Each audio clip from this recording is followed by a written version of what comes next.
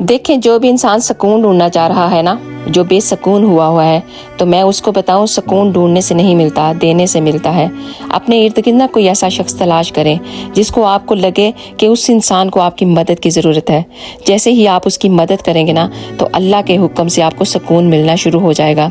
ये जो परेशानियाँ आती हैं ना, ये हमें ये सबक सिखाने के लिए आती हैं कि हम देखें कि हमारे परेशानियों से दूसरों की परेशानियाँ ज़्यादा बड़ी हैं। ये आपके अंदर एहसास पैदा करती हैं।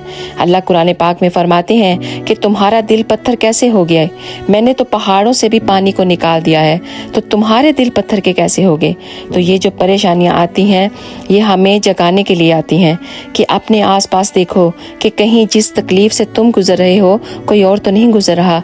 तो अल्लाह ताला हम सबको दूसरों की मदद करने की तौफीक अता फरमाए। आमीन या रब्बुल आलमीन। अगर वीडियो अच्छी लगी है तो प्लीज़ एक दफ़ा इसको लाजमी शेयर कीजिएगा। जज़ाकल्लाह खैर।